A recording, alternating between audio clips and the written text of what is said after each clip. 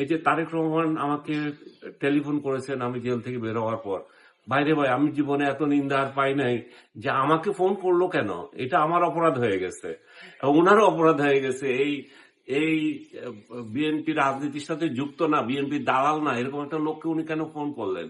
Very recently আমি স্বরাষ্ট্রমন্ত্রীর সঙ্গে আমরা একটা সোশ্যাল গ্যাদারিং এ, আমাদের সাংবাদিকদের গ্যাদারিং এ, চিটকে জার্নালিস্টদের একটা গ্যাদারিং এ পাশাপাশি বসে ডিনার করেছি।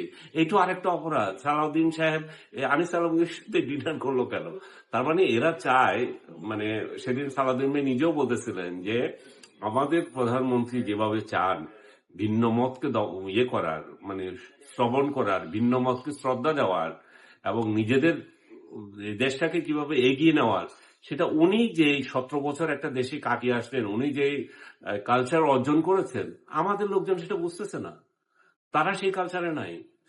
তো যেখানে এবং এবং উদাহরণের বক্তৃতার মধ্যে উনি উদাহরণ দিলেন যে আনিস আলমগীরের ক্ষেত্রে তো হয়েছে তাই, আপনারা দেখেন।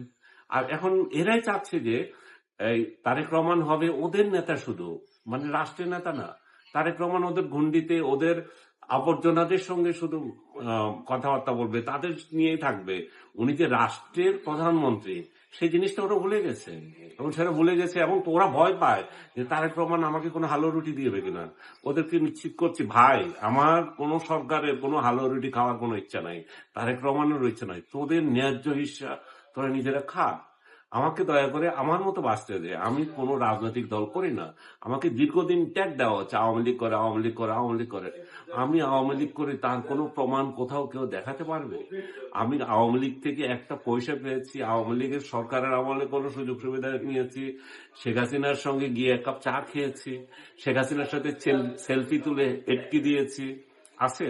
কিন্তু আমি এখনকার বর্তিত যে পরিস্থিতি আছে, আওয়ামী লীগকে যে নির্যাতন করা হচ্ছে, সেই নির্যাতনের কথা আমি বলবো। এখন আওয়ামী লীগের প্রতি যে তুমি নির্যাতন করছো, তার বাড়িঘর পুড়িয়ে দিচ্ছ, এটা প্রতিবাদ করা মানে আমি আওয়ামী লীগের হয়ে গেলাম? মানে ডিফেন্ড করে আমাকে, আমার বিরুদ্ধে উস্কায় মানুষকে, কিন্তু পরবর্তীতে এরা নিজেরাই দাবি করতেছে কে কোন সন্ত্রাস করেছে, কে সন্ত্রাস করেছে এবং সন্ত্রাসী করে তারা কিভাবে সরকার ফেলে দিয়েছে। দুর্ভাগ্যের বিষয় হচ্ছে যে 4 তারিখও আমি শেখ হাসিনার পদত্যাগ নিয়ে বলছেন যে আপনি সসম্মানে চলে যান। 4 আগস্ট এবং 3 আগস্ট যেদিন তাকে এক দফা দিল, আমি বলছি যে now it's bold and clear. So আমি ওটা গালি দিতে হচ্ছে যে ওরা এগুলো কোনোদিন দেখে নাই, ওরা পুরো জুলাই মাসে আমার কোনো স্ট্যাটাস দেখে নাই মনে হয়, খালি ওই একটা নিয়ে আছে। তার মানে কি তাদের একটা বিশেষ মতলব আছে, তাদের ওই মতলব, তারা হচ্ছে যে এমন একটা সোসাইটি চায় যেখানে মানুষ মারামারি করবে, হানাহানি করবে।